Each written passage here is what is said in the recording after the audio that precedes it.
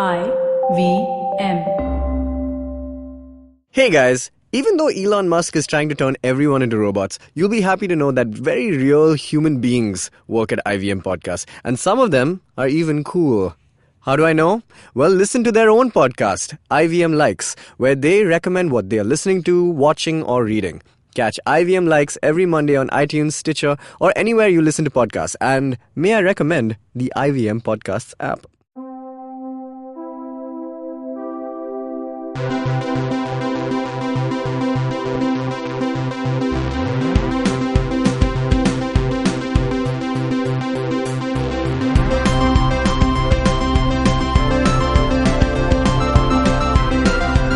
Hey everybody, welcome to another episode of the Geek Podcast. Today it's me, Tejas, and I have Dinkar with me. What's up, man? What's up, man? How's it going? How's it going with you? It's 10 a.m. or so in the morning. It's too early in the morning. It's very early. And but let it not be said that we don't work hard for our listeners. This is true. We actually work really hard, and by that I mean we wake up in the morning and come and talk for an hour or so. Which is not exhausting. It's not the worst job in the world. No, it's good. I will say this though, that what happens when you create about 170 episodes of a show, sometimes you run out of things to talk about. Yeah. So we've decided to start yet another subcategory of shows. We have an excess of things to talk about, I'd say. Yeah, Let me we put do. it this way. I know we do. We have, in the universe, not in our current timeline. Let me rephrase. We have plenty of things to talk about, but unfortunately there is only so much time for us to put into the things that we watch. We try and catch all the things that are coming out that are in the zeitgeist of things, and things that are getting memed or in the now. Like, all the stuff that is on Netflix, all the movies, etc. We try. There's a lot of it. However, sometimes we find it more prudent to revisit an old thing and talk about that. The classics. Yeah, the classics. So today, we coin a new sub-franchise of the Geek Fruit Podcast. What else do we have, by the way, before we get into this? What are the other shows that we have? We have What a Cartoon, which is where we discuss cartoons. Yeah, that's actually one of my favorites. It's great. We have OSTs. Yeah, we should do another episode of that. We should do another episode of that. Just to make it... Is it just called OSTs? It's just called OSTs. Did we not come up with a clever spin? Not until the next one comes out, I suppose. Well, watch out for installment 3 of that then. Yeah. Then we have the quiz shows. The quiz shows, the GFQC. I actually like, it's cool that we have some of these subcategory things. Yes, I feel like they all have their space in the world. A lot of people have told me about how they really like the quiz one. Oh, yeah? It's a more, I guess, accessible guy than what we typically talk about. Nice. I have a feeling that it's going to evolve quite naturally into its own, it's a subcategory that started talking about quiz, but then it will become a quiz. Tejas, if I become a quizmaster because of this franchise, my dreams are done. Yeah, then I'll retire. Yeah. I'll host one guy, then I'll retire. Yeah. Maybe move to West Bengal. Join a political party. Yeah, that's true. You Might could happen. do that. The O'Brien way. Just because I'm not called like Dinkar O'Brien. Yeah. Which seems to be a prerequisite to be a quiz host. And I will buy you a giant spotlight and a black leather chair. All right, cool. Yes. Let us Coming move back on to our current sub-franchise. Yes. So today we're going to start a new one called Back to the Franchise. Nice. Good name. See, Yeah. that's a spin. Yeah, it's unlike a good... OSTs. I think that one got a little ahead of us where we didn't even know. It was so good, we didn't know it was going to be a franchise. Here we started off saying this is going to be great. We have no idea though. That's like the one where the first episode was such a hit. We were like, we got to make more money off of this one. Yeah, it's a cash cow. It's a cash cow. So this one we're launching with the idea that we're turning it into... Yeah, this one we know. We're at least being a little less... This is a universal dark universe. Yeah, exactly. All our eggs are in this basket. That's true. This is a universe's dark universe with Tom Cruise, which has all of one movie before it shut down. Before it implodes. Oh no, wait. There were two movies. No, where? There was the other one. They retconned one into being part of the dark universe, didn't they? Yeah. Which was that? Some older movie where they're like, oh yeah, that was something about Abraham Lincoln Vampire Hunter. No, was that in the Dark Universe? No. It was a vampire thing. I want to say it was a Dracula. Was it Dracula? Something like that. Okay. Yeah. Don't say we Oh don't do our right, yeah, research. it was some Dracula type thing because it was all public domain monsters, if I remember Correct. correctly. That was Universal's idea. What do we have left? We have no IPs. Let's just go with this and Tom Cruise. Cinderella, the monster. They've done those though, right? Like, I mean, Snow White has the huntsman and all that stuff. There's like Pride and Prejudice in zombies. That's okay. That's cool. It's not though. bad. No, actually. but I'm talking about the huntsman and the Into the Woods and all that stuff. That Into the Woods. Yeah, you're right. Yeah, there are dark fairy tale versions. I believe that's because they started off as dark fairy tale versions, right? That's like, true. That's Maybe they're taking them back to their roots. Yeah, the Brothers Grimm. Isn't literally. Kingdom Hearts also like that, basically? Kingdom Hearts is the weirdest thing ever, but I love it. Like, I've never played past the first one, but it's basically Mickey Mouse and gang. I swear. Okay, Yeah. Donald Duck and all these peeps, including people from all the Disney franchises. Whatever they had the rights to, basically. Yeah, and coming together in a dark RPG story, which is much like Final Fantasy. Yeah, I've never played it, but I found it like a really surreal story. Yeah, it's cool. What's Mickey doing? Like going killing people? It's like it's your alternate dimension. It's kind of like and this is a weird ref. This is like the Super Smash Bros. Of the Disney world, except it's a different genre of gaming. Interesting. Yeah, Super Smash Bros. Has all the Nintendo characters and some others also. I think it has Solid Snake from Metal Gear Solid fighting with Luigi and stuff. Like, it's weird. But, so Kingdom Hearts has that. Universal has this. Yeah. But now we have our own. We have BTTF Bros. Yeah. Back to the franchise. Back to the franchise. Let me tell you why we're doing this. Yes. And I'm talking not you. I'm talking to the listener. Yeah. I'm just listening. Okay, so we talk about all these movies that we're going to cover in this franchise, in this Back to the franchise a lot, right? But we've never discussed them in a wholehearted, attention-giving sort of fashion. Like, they need a proper outpouring of our love for them I think their influence on our lives. Agreed. We need to discuss those. At best, they have been featured in like maybe listically episodes that we've kind of said, oh, these are the goats or etc. whatever. Exactly. Or like in OSTs or other amazing subcategory franchise. But yeah, I think maybe it's time we kind of, because unfortunately this amazing podcast that we have only started it after The Force Awakens and thus never really had the chance to kind of, take in all the movies that have come out in the last 20 years or so, or even more, if you take it back to like, say, Cesar Romero and, Adam West Batman, that's really from where we can find some deep diving. Yeah, popular TV media with pop culture and stuff like that we haven't really had the chance to kind of really do the Geek Fruit Take, the definitive 60 minutes that we do on these shows. So give people our opinion on it finally. Yeah, they've been waiting. Yeah, so like, what's up TK, but what does they think of LOTR? Actually, that's true. We should. I mean, it's true. That's probably why we have started. We this. like it. We haven't had the chance to nerd out properly in official sense about like things like LOTR, or in this case, this episode. Whoa, what are we talking about? We're taking it back to what is, I feel, a benchmark of superhero films, the modern age of superhero films, which is Bryan Singer's X-Men franchise. Yeah, OG X-Men. They're talking about it. Oh my god, they didn't see this coming via artwork of the episode. True, cool. The OG trilogy. The first greatest trilogy with X in its name. The second is the XXX franchise. Are you serious? I was gonna say the second greatest is the... wow, I can't believe I'm saying this. Are there more than two? Well, technically, if you take the new X-Men franchise... Oh, okay, yeah. There are you're right. 1.5 decent films in this franchise. There's X-Men First Class, which is great, which is like amazing, actually. Which is the best one since... should we rank all the X-Men at the end of this? Let's see how we take it. Because I don't know if we need another episode...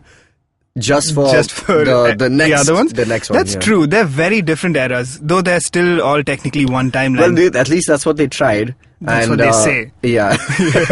Yeah, let's take the first three today and tackle those. Because they were always conceived and created as a trilogy before most of us had it. So, X-Men, dog. X-Men, dog. Do you remember how you first watched it? Because I distinctly remember. I do. How? 3 letters, VCD. Ditto, right? Your pirate, did you buy it off a subway, dude? Yeah, of course Oh I my did. God. Amina Bazaar in Dubai, man. Oh my gosh. Oh, wow. Because I don't know, what was it? We couldn't watch in the theaters? What was the I deal? definitely remember being Do I remember not watching? at the stage where I think I would watch movies in the theater at that point, but don't think I was at the stage where I could just go I'm going for a movie. Yeah, exactly. It wasn't the done thing. It's not like what we We do were today. childrens. Yeah, I mean, I've watched 3 movies in the last week now, in the theater. Because we're adults and Yeah. no one can stop us. It's true. We really. will have ice cream for breakfast. We just do anything. There's this movie I just went for last night called The House with a Clock in Its Walls. Yes! Okay. And in that, Jack Black's character says, we just do whatever we want in this house. You can go to sleep whenever you want. You can have cookies for dinner. They are obviously more delicious than regular dinners.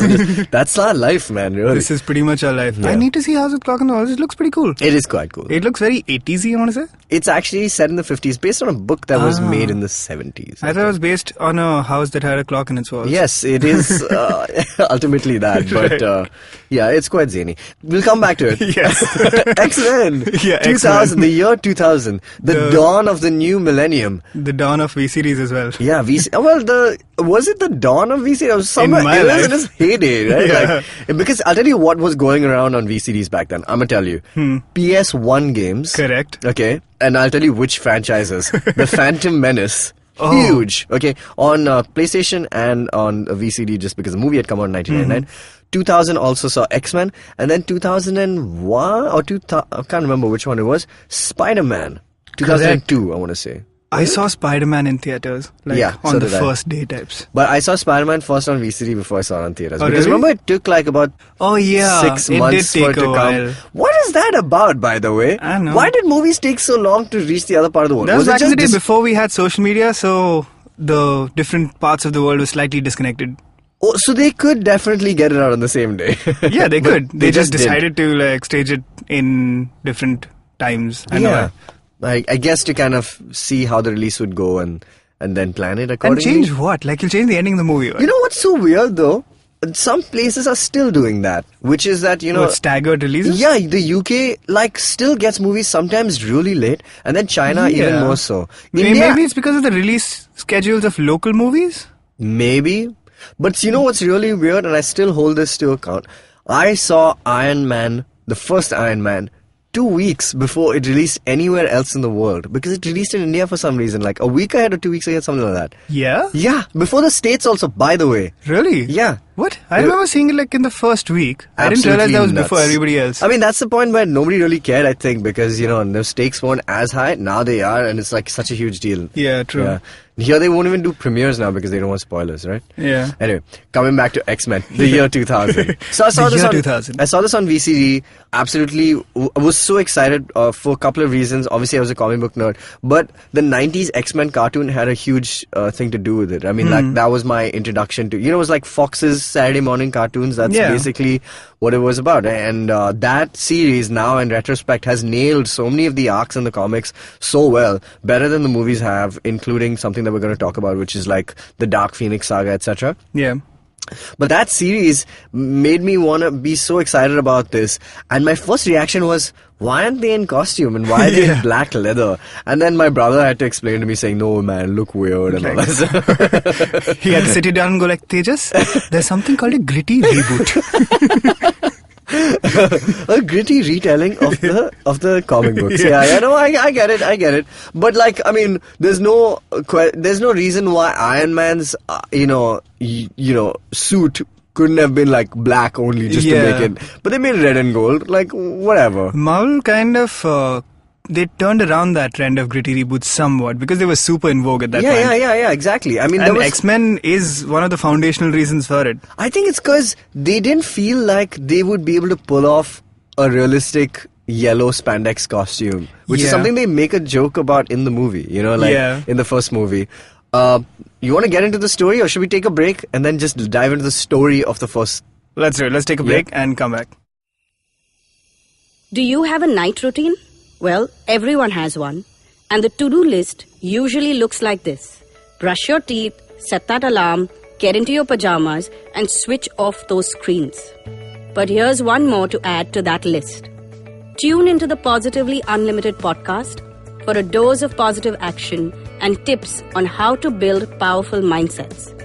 Episodes out every Monday on the IVM Podcast app, ivmpodcast.com, or wherever you tune into podcasts.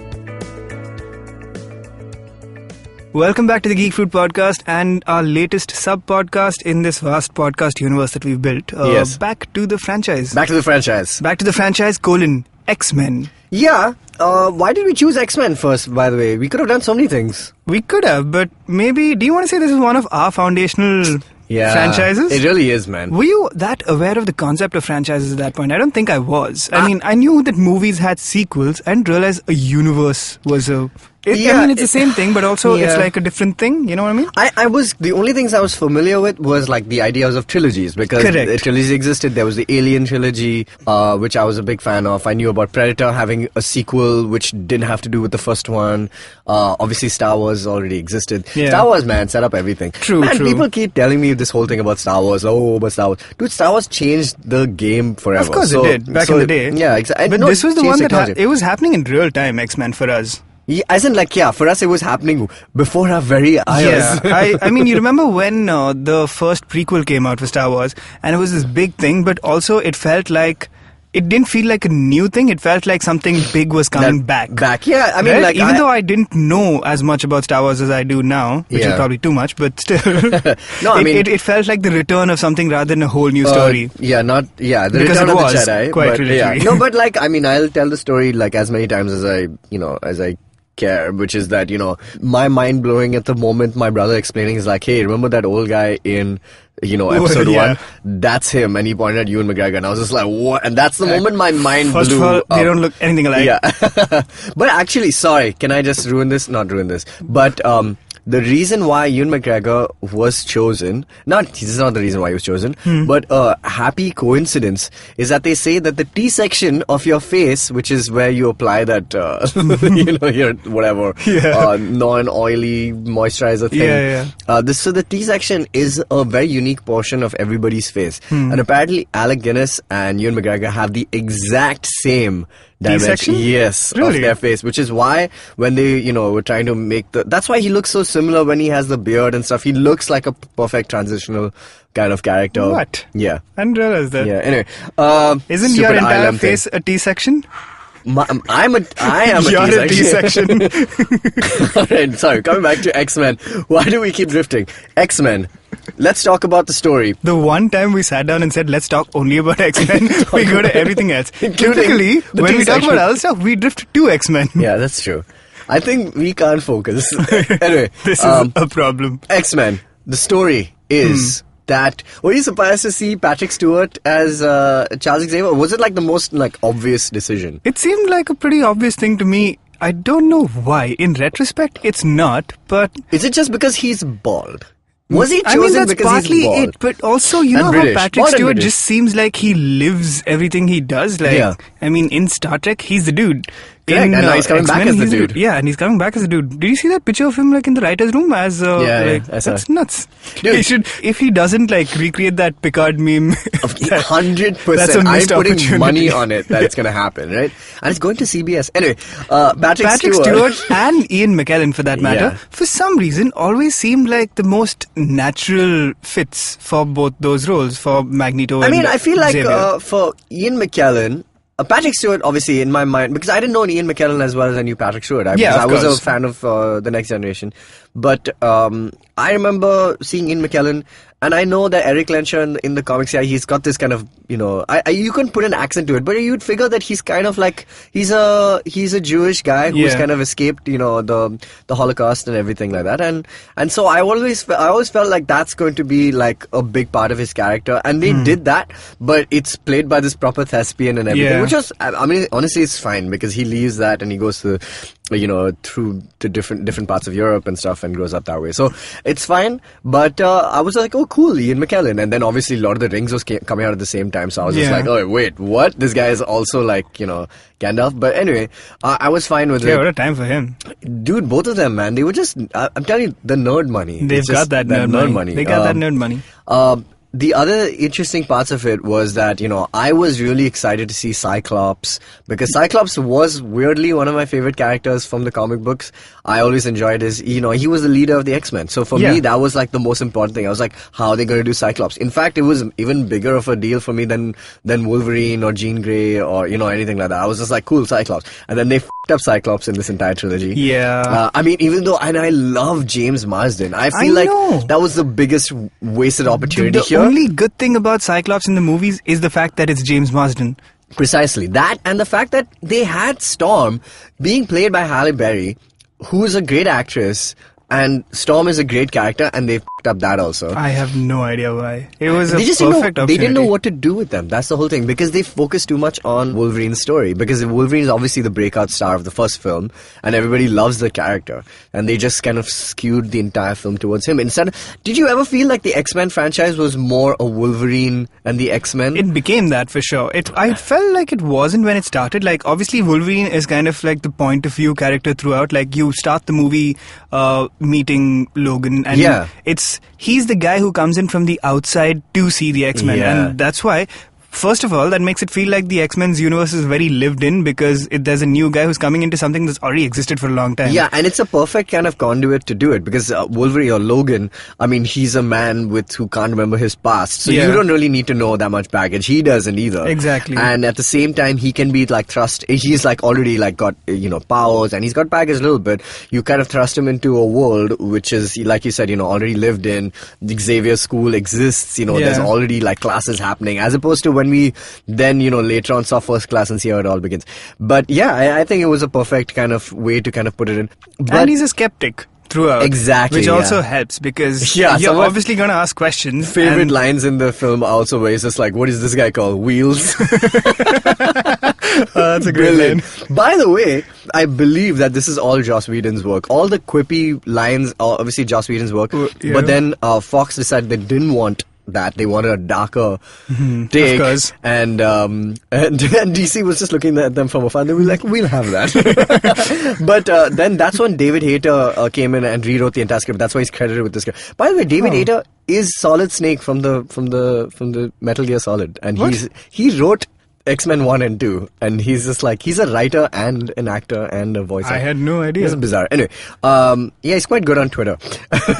But, so David Hayter rewrote this, and that's how they kind of came upon this darker. But I was actually fine with it, man, when I saw the first movie. With the darker tone? Yeah, I was cool with it. I was absolutely fine with the darker tone, and I would go so far as to say I really liked it because it was completely different from the cartoons. I wasn't like the biggest fan of the cartoon. I mean, I loved it, but also I never followed it, you know what I mean? Like, I didn't like, I'd watch it at random. Man, you gotta rewatch it, dude. I know, it looks so good. It's more than that, it's just, they've covered every important X-Men arc, like, perfectly, including Cable, and, like, Days of Future Past, like... It's done very well in the cartoons. And that's the one that made... Wolverine, like, no, in the movies they make Wolverine go back. In the comic books, it's Kitty who goes back. And in this, they made Bishop go back, and it's like it's a really great, I mean, so anyway, the cartoons kind of really laid the foundation for what I expected, but then when this kind of changed it up, and made this kind of like everyone in black leather, blah, blah, blah, and all this stuff, I was just like, wait, this is also X-Men. This is also kind of a direction that they could do. And I was fine with it. And it was a cool direction, because at that point, again, I think it was probably the right call. Maybe the audiences, that is us, and like movies in general, special effects and such, weren't evolved enough to do this kind of thing in a way that wouldn't look ridiculous. It was that weird phase where like you could either make it look really campy, like if you went in the say the Tim Burton Batman direction, or you could try and make it look really cool and kind of fall short. Having said that though, I will say that maybe at the time Tim Burton's Batman came out, that wasn't campy, because compared to what it was made after, it was basically like it was in a lot of ways like the pinnacle of special effects. Yeah, it was like, oh, this is the Dark take, but now we do the Dark Knight, and we're like, whoa, that's campy now. And like, imagine we do something even more grim to make the Dark Knight look like, oh, that's so campy. I feel like we've reached peak grim. How much grimmer can we get? Yeah, I agree. I agree. I absolutely agree. I think peak grim. I don't think the Dark Knight is as grim as the Dark Knight isn't. There's the DC Extended Universe tries to be, like the Batman killing people and, That's peak grim. That's peak grim. Like, the Dark Knight actually is pretty realistic in terms of, like, what would happen in a real life scenario. That's the middle ground. Yeah. And now X-Men is campy? I don't think the first X-Men is campy. I think it, walks the line quite well. I mean, in the end, you are using people who have powers and claws coming to their hands and stuff. How are you going to tell that realistically? And they make it a very comic booky take, but it's almost like a Marvel Max series version of X-Men, and I like that. But at the same time, they have things like the score, which was by Michael Kamen, and we discussed this in that episode, where it's so heroic and it's huge and it's this big operatic kind of thing, which I absolutely love, man. I think that still brings its roots back to the fact that it could be a fantasy kind of film. It is kind of in that zone. Yeah. One of the things that the franchise does really well, the original trilogy, is that it's an origin story for Logan, but also it's an existing universe that they throw you into. It's kind of doing two things at once if you think about it. But I mean, it's also an origin story for like a rogue. It's also like an audience perspective character, and it's also an origin story for Wolverine's origin trilogy. Yeah, of course, which is a whole other thing. It's just another thing. There have been 3 X-Men trilogies. If we think about it. Good lord, man, it's crazy. Coming back to this, Rogue. I mean, now that we actually have Captain Marvel, will we ever get to see Rogue finally get her powers? Because in the comics, Rogue is character who can fly and has super strength, but her origin's pretty dark. She stole her powers from Captain Marvel. Yeah. And now that both of them exist within the MCU, which is the same universe. Yeah, we can actually see that happen. They're all owned by one corporate overlord. Yes, this is true. So it's possible. Mickey Mouse. Mickey Mouse owns everything. Cryogenically frozen Walt Disney. Huh, I wonder. What? Have you seen that Family Guy joke where his head is... So they bring Disney out of the cryogenic chamber and he just wakes up. He's like, are the Jews gone? And he's just like, no, put me back. Oh, no. God, so funny, man. Yeah. Tell us about this trilogy again then. So, let's discuss first X-Men movie. We got 10 seconds into the story of the first one. First story is, Logan comes out of nowhere. He meets Rogue, who's basically been banished from her house because she steals she can't touch anybody. They're both on the road. They meet each other and a fight ensues with somebody who's trying to recruit them, which is the Brotherhood of Mutants. They end up making their way to Xavier's school for gifted youngsters, because Cyclops and Storm come and help them out of that little thing, and with Sabretooth. And that's when they're introduced to the rest of the X-Men and the school, which is weird. I mean, it's a weird idea that this is a school, but actually it's a secret paramilitary force. Yeah, if you think about it, he's a terrible teacher. Are they insurgents? No, what is the X-Men? They're just child soldiers. That's what they are. No, but they're not. I mean, like, they're fully grown. Like, nobody who's part of the X-Men is younger than a specific age. That's true. Or you can't actually... It's like once you graduate, they have an in-house placement agency. Yeah, they're in Singapore, dude. Yeah. It's Singapore, where once you're done, you have to do 2 years of, the military. It is. Yeah. And it's strange because and they're not a registered kind of thing. They're like they're not a registered mutant army, no? Yeah, they're a black op. What do you call it? Unregistered, unlicensed paramilitary force. It's something you take for granted when you first watch it, but just change once you get into the idea that the ethics are slightly muddled and Xavier isn't like perfectly right just because we thought he was the hero, then what we're looking at is a terrorist organization. It is a terrorist. I mean, you would call a terrorist organization somebody that will strike fear and, attack people's human rights for freedom. That's what a terrorist is. These guys are protecting the rights of people, but they're doing it illegally. They're doing it like as an anti kind of establishment force, like a vigilante. It's an organized crew of vigilantes. Yeah. Yeah. It's the only guy who got them under one roof and said, okay, cool, let's brand this. What do we call it? My name is Xavier, so let's just go with the X-Men. So we're going with the X-Men. Well, it's because of the X gene, right? Yeah. Like, that's what they... Sure. That's what Xavier went with. It's like, Professor, are you just naming everything after yourself? No. It's the X gene, which I've titled the X gene. Otherwise, if it's the X chromosome, then it should all be women in the X-Men. But anyway. Anyway, I want X's everywhere. Exactly. Hilarious that it's still called X-Men. Right? It should be called Y-Men, if anything. Anyway. Coming back, story happens. The story is basically you find out that you find out the history of Charles and Eric being two friends who became enemies and estranged, and one became. This is the funniest thing I, by the way, saw about this movie. I was watching an Honest trailer once, and I saw it is something that I still think about, which is that every other movie dealing with superheroes or people who have powers celebrates their heroes, including Spider-Man, Batman. Everybody wants to celebrate. But for some inexplicable reason, people hate mutants. 20 marks, explain. Yeah. No, I mean, people hate Spider-Man. Not the people, actually. No, people celebrate Spider-Man. Authorities hate Spider-Man. Authorities hate Spider-Man, that's fine. Yeah, you're right. But why do people not understand mutant abilities, which is basically having powers? Ooh, as I have a opposed theory. to... Go. Okay. They don't hate...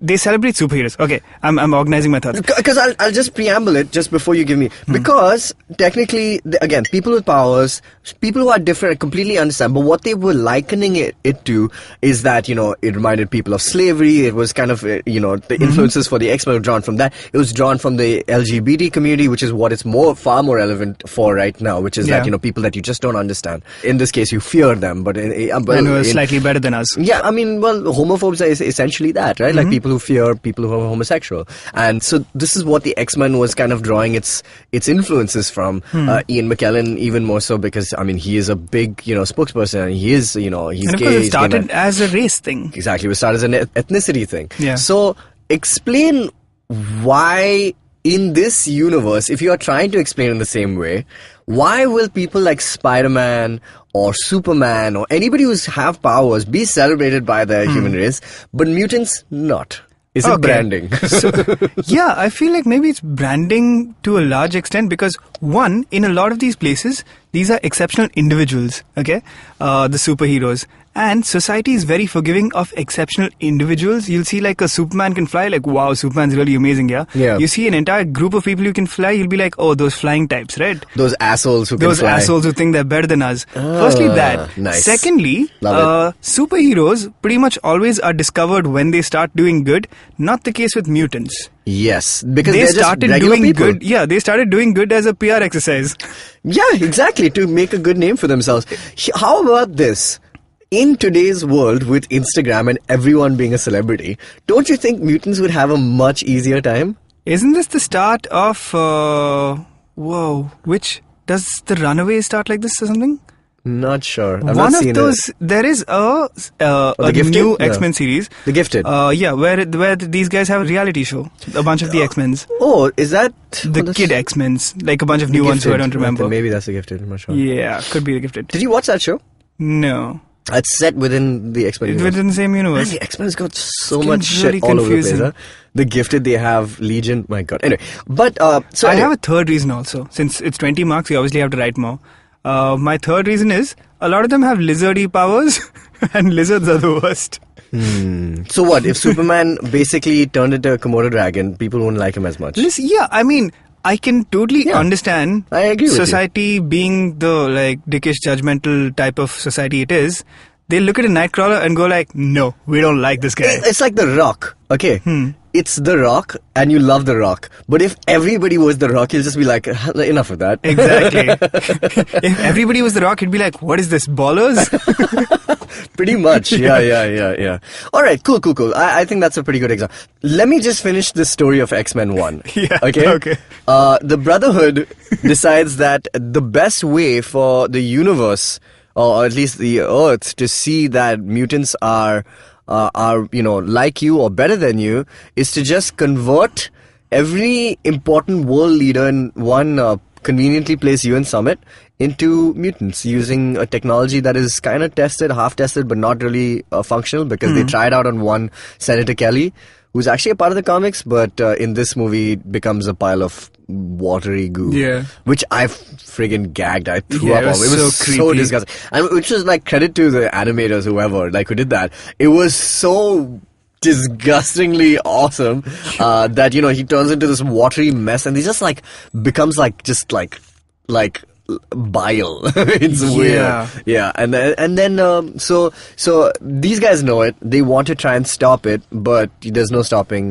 Magneto, and he wants to use it using the Statue of Liberty. Correct. How poignant. How Yeah? poignant. Yeah, yes. poignant. Yeah.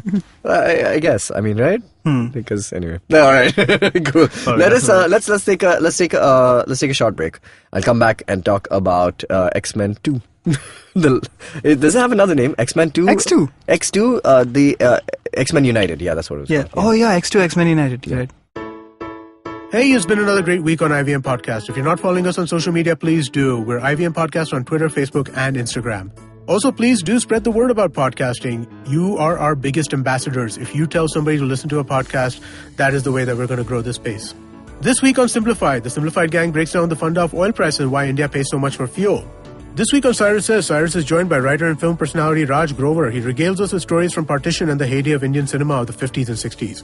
On the Pragati podcast, Pawan and Hamsani discuss the government regulations that make the lives of restaurateurs difficult in Bangalore. They've got a really special guest. Manu Chandra is on that along with Madhu Menon.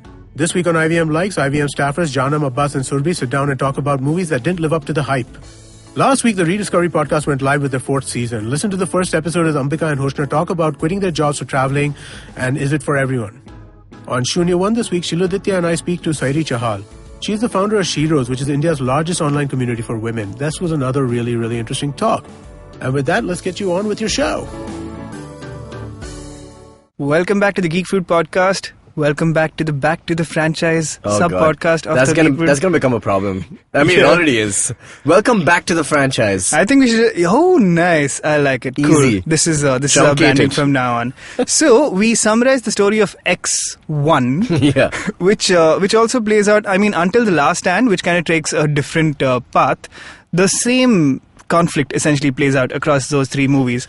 Yeah. More or less. So I like X-Men 2 the most out of these films. I mean, obviously everyone does. I think it's because it's a much insular film. Yes. Like, it happens on Alkali Lake. It's this whole thing about William Stryker's personal vendetta against, the X-Men and, what they stand for. Mutants, what they stand for, because his son turned out to be like this mutant which is the, the biggest, irony of his life. And because of that, he takes his, vengeance out on them, and it turns into this amazing kind of sequence which happens is like the second half, or at least the last third of the entire film happens on Alkali Lake.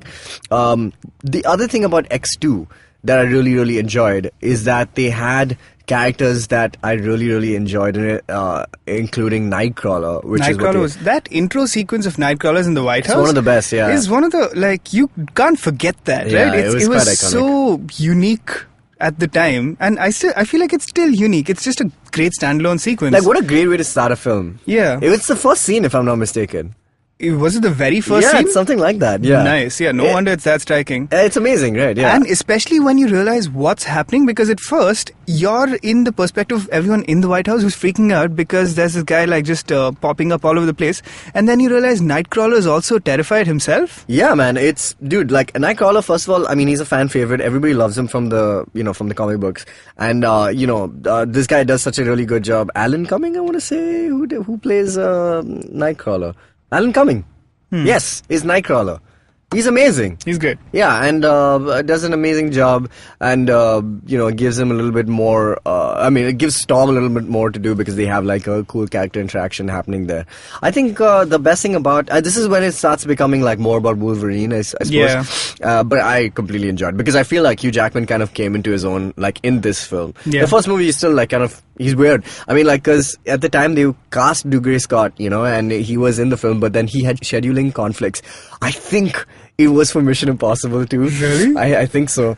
But, and there's no reason why he would have turned down that for this at the time, Yeah, right? obviously. And that's the thing that, made Hugh Jackman, like, the most popular But guy in the world. Like, I know. at the Well time. suited though. I mean, clearly that was Yeah. meant to be. Man, and he was like this Australian nobody. And they wanted like Russell Crowe also, by the way. And then Russell Crowe couldn't do it, and he was just like, why don't you ask this other Australian young chap from Shire, just to, just get him. And yeah, and Hugh Jackman thought a Wolverine was a wolf, and he started researching wolves, and he felt like such an idiot because they were just like, no, it's a Wolverine. It's a Wolverine, it's it's a different it's a real thing. thing. And he just felt like such an idiot, and he's just like, oh god, I just mucked this up. And then he just restarted doing his research. He should know this. He's from Australia. Exactly. That's the they other have animals bizarre thing. everywhere. Yeah. Anyway, bizarre one. But by the way, another weird casting almost happened. Janet Jackson was going to play Storm. Really? Yeah. What? Yeah. I mean, I could see it. Has she acted? Hasn't she? She was in Scream, which is that short movie with Michael and Janet Jackson. Oh, yeah, I mean, that's every music video was a short film. Yeah. Yeah. But, no, I don't think she had any other prior acts. But this was her. She was like, yeah, I'm just going to be on tour, so I can't do this film. Fair enough. Good call. Good call. Yeah. Because, and it got f***ing Halle Berry. Yeah, because Halle Berry was going to do Zeely, remember, with Ben Affleck instead of J-Lo? Oh, yeah. And she's like, nah, I think I'll do X-Men. And it saved her from that film because that's like one of the most, She did Catwoman instead, though. Yeah, there was no way out of it. Man. the path corrected Halle Berry itself. makes some weird choices, yeah. The path corrected it. The universe was like, you avoided one terrible movie, we'll give you something worse. You are owed this. This bad film. For that Oscar, you are owed one bad film. My God, it's crazy. Anyway, so... and she kind of brings down the X trilogy as well. I mean, she's a weak I character. don't think that's her fault, though. It's not her fault, Halle Berry's absolutely an not. exceptional actress. Like, I mean, she's really good.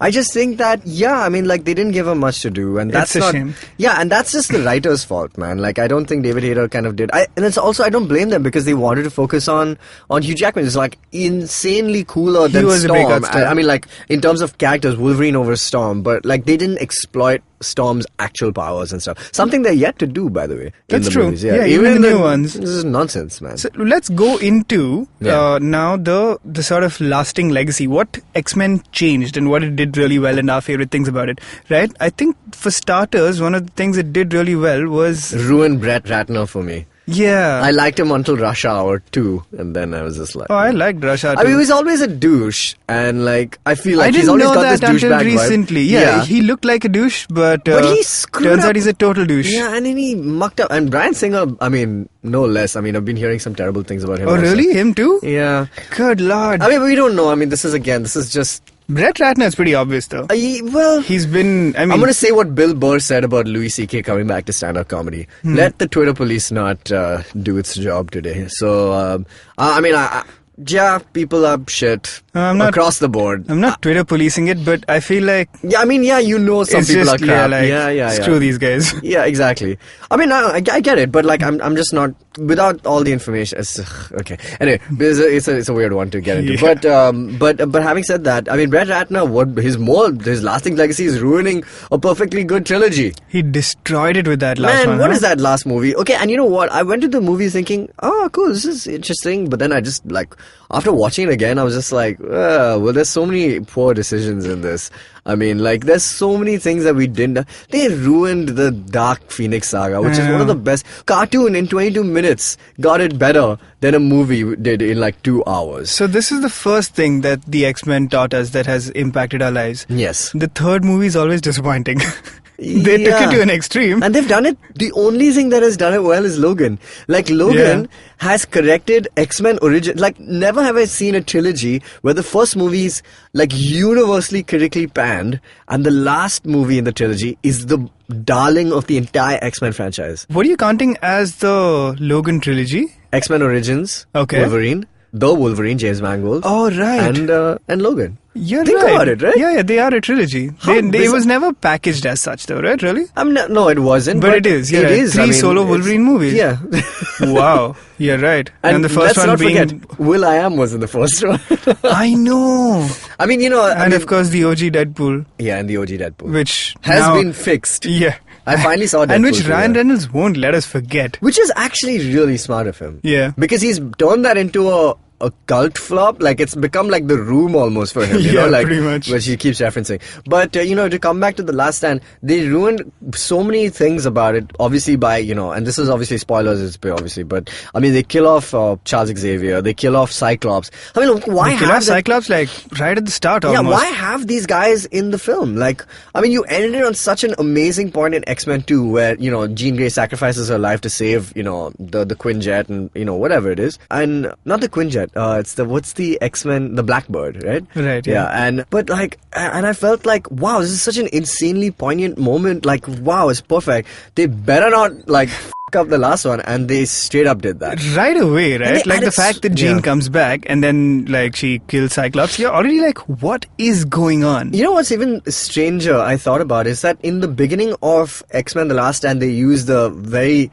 nascent stages of the de-aging, tools that they have in animation to kind of make Patrick Right. Stewart and Magneto or whatever, Yeah, Ian McKellen look younger, which I felt was like a little weird, a little unnecessary, and the technology was not there yet. Now they would be able to nail it. But, they do that, but that essentially messes up the timeline for what they show in X-Men First Class, or like, no, not X-Men First Class, Days of Future Past, no, Apocalypse. Apocalypse? Yes, Apocalypse, yeah.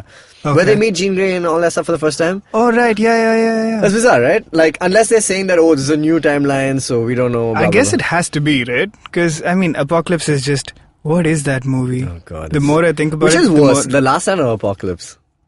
The Last Stand. Yeah, Right? you're right. Yeah. Apocalypse is harmless. That's because it's got about 2 good scenes in it still. What, Michael Apocalypse? Fassbender's Yeah, true. scene with The scene in the woods. Yeah, Correct. amazing. Fantastic scene. And the moment that scene happened, I was just like, this movie is going to be amazing. And then they just fucked it up so badly. Man. Yeah, it was all downhill from there. Yeah. And it's still harmless at the end of the day. The X-Men The Last Stand actively ruins the previous 2 movies. Like, it works really hard to do it. Yeah, retroactively, like, just ruins it. Anyway, But these movies have always had great set pieces, which they still manage to do. So let's- like their time-freezing sequences now. correct. Do you want to talk about your favorite moments of the first trilogy? And because we're focusing on that. And we Yeah, done. Well, first off, the Nightcrawler sequence, burned in my brain. Yeah. Amazing.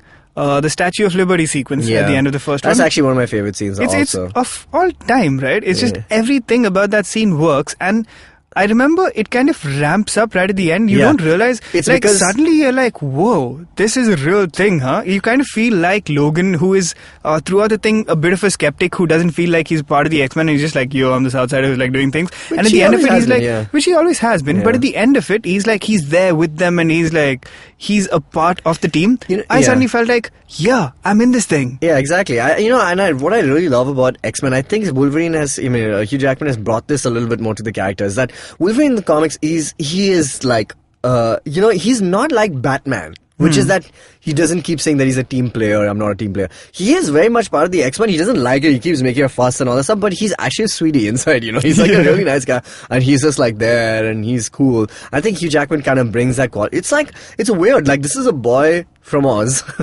who's a Broadway guy, he's just like this big, happy dude, and like to make him play like a darker character, like this is such a strange kind of thing now that we think about it, but like he infused a lot of Hugh Jackman's soul into the character, which is really nice, and you get to see there it in is like Logan a and stuff. likability through him throughout, even though he is just like Just an trying to be a outright dick most of the time. Yeah.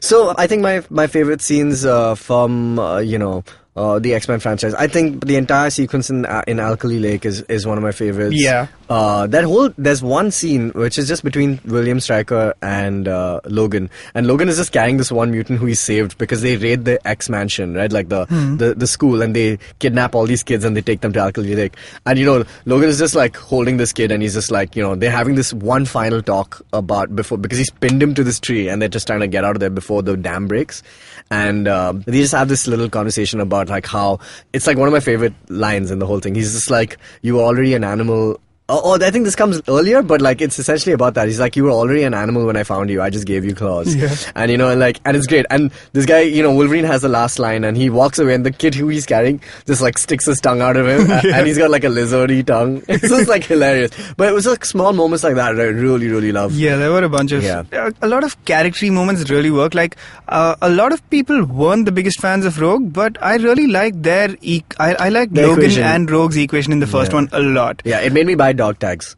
Yeah. As a kid, yeah, of course, 100%. Nice. Yeah, it did. I was just like, oh man, dog tags, I'm gonna get one. It was just I a wanted my really dream. sweet Yeah. thing, right? And it wasn't like a romantic relationship. It wasn't like a mentor-kid relationship either. It was like two outsiders kind of just bonding. Yeah, that's which true. is so good. Which is what they ruin again in like the third movie. I mean, like the Rogue's arc is just nonsense in the last movie, right? In fact, even after the first one, where she became less of the focus, understandably, Yeah. but still, just all over the place. Yeah. Oh well. You want to talk about how Dark Phoenix is never going to release in theaters? What do you think? No, tell me about that. I don't fully know.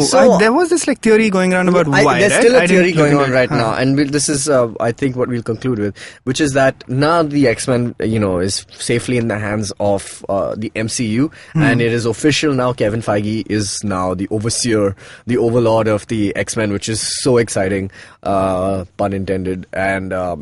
The cool thing is that Disney has this new, streaming platform that's coming up. So it's an interesting theory that's going around. They're saying that Dark Phoenix will not release in theaters and it'll go straight to the platform. Right. Because I don't think they'll want to cut their losses because it's a diminishing return scene right now with the X-Men franchise. Yeah. It's gone too many different... There are too many different timelines. They've modeled it a lot at this point. It is, right? Yeah. And... that's what happens with time. You get so many characters you want to kind of retcon. You want to have more time period in the thing. Because, also think about it. How long the X-Men characters... Because when you meet them, it's 2000.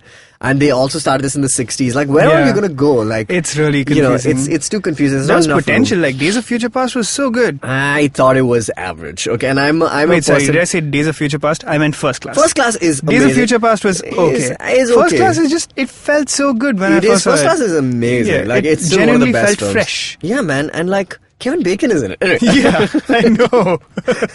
With the stupidest helmet. But, it's such a good movie. And, just that ending thing with the coin, it's solid. Brilliant. It's Matthew Vaughn at his best. Yeah. Right. So, my point is that, for Dark Phoenix, which is, looking to be, if at best, just another sequel to Apocalypse with that new X-Men, on their side and stuff. It looks like if Kevin Feige knows what he's doing, he's probably going to... Because the X-Men is too precious a franchise to kind of just have another movie out and kind of just, get people bored again with the X-Men. He'd much rather kind of make it an exclusive for the Disney platform when it comes out and get people on board the platform. That kind of makes sense. Yeah, and then do a completely fresh start with the MCU. And post-Infinity War. Oh, as a fresh start, as in wipe everything that has happened in the X-Men. Yeah, that makes a lot of sense, because I don't know, the X-Men franchise is already so convoluted within itself that I don't know how you could tie it into the MCU at this point. I don't know how they're gonna... Especially considering they have a Quicksilver and a Scarlet Witch and everything. And they have Deadpool, which is really interesting in terms of it's a successful franchise, which Fox, I'm sure, will not want to kind of retcon or anything at just this moment. So they will complete that trilogy, I feel, but they will bring it back into the... So this is what I think they should do. I think the events of Infinity War at best should try and reset the Marvel Universe. And how do you think they're going to introduce the X-Men? What's the excuse they're going to give, saying that, was Charles Xavier just putting a blanket thing over everybody? Yeah, probably there'll be the sudden discovery of, wait, there were always mutants everywhere type thing. Mutants, yeah. Maybe. Something like that. Or even... I have no idea. Or maybe there's a new timeline kind of thing. You think they would have reshot stuff in Infinity War? No, it's too soon, right? It's too late. Sorry. Yeah, and I don't know if they have a plan yet, because all of this stuff is still being worked out, right? Yeah, they're just closing the deal. They still have some problems with the sports teams of Fox and stuff like that. Because, what? Yeah, that's the little hiccup where they're at right now. The sports teams? The sports channels. Oh, okay. Right. Yeah. So, the Fox Sports channel. Because they're going to be... Disney's going to own everything, right? Yeah. So they might as well... They have to kind of go through all the legalities of everything. Okay. But yeah. Interesting kind of place for the X-Men. Yeah. Who knows where it'll go. Yeah. But what is undebatable is that first trilogy was important in a lot of ways. Yeah, at not least in our perfect lives, by a long shot, but very, very important. The first two films are pretty great films. Yeah, exactly. Yeah, I think only The Last Stand kind of lets it down, but otherwise everything else is great, man. It was a great start to what we call the modern age of the superhero films. It was. It did invent the template for what we event for at least the next 15 years until the MCU came and started a new thing. Yeah. It was kind of the model for what a superhero movie should do. And there were movies that did it better. Yeah. And movies are still doing it. Your first Ant-Man, Doctor Strange are all origin films which are doing... the X-Men was still ensemble cast. Yeah. So it's still different. But man, it was the first ensemble cast film, superhero film, you want to say? Probably, right? I can't think of an equivalent. Everything else was definitely not at this scale, for sure. Yeah. There you go. Yeah. Boom. All right. Let us know what you think about the X-Men franchise, the first three films at least. Write to us at contactgeekfruit@gmail.com. You can find us on Instagram, Facebook, and Twitter @geekfruithq. And tell us what you think about our new franchise, Back to the Franchise. And what other films would you like? What franchise should we cover? Yeah, should we We're cover? talking old guys. Wow. How do you define old guy? Anything older than like 5 years, let's say. That's too young. Too young? I want to say, dude, Iron Man is like... That's true. Anything pre-MCU? Even more. I want to say everything before 2007. I don't know why. Okay, everything before Spider-Man 3. Let's put it that way. Cool. Done. Yeah, alright, cool. So let us know what else you want us to cover and we shall get right on it. Cool. See you later, you nerds.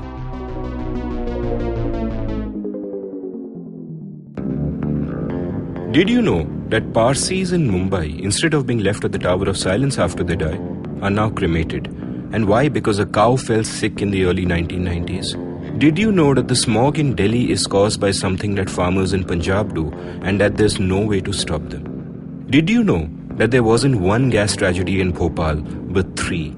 One of them was seen, but 2 were unseen. Did you know that many well-intentioned government policies hurt the people they're supposed to help? Why was demonetization a bad idea? How should GST have been implemented? Why are all our politicians so corrupt when not all of them are bad people?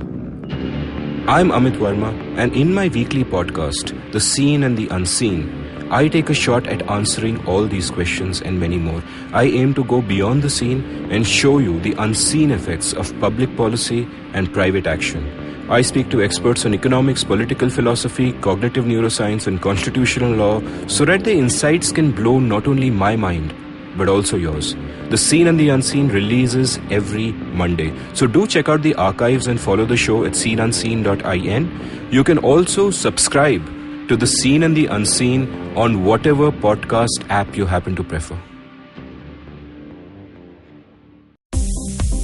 Who said healthy food is boring? Who said raw veggies is just salads? Who said eating fats makes you fat? Look forward to my recommendations on healthy food and exercise hacks on the Kinetic Living podcast with me, Coach Urmi, every Wednesday on the IVM app, website, and anywhere you get your podcast from.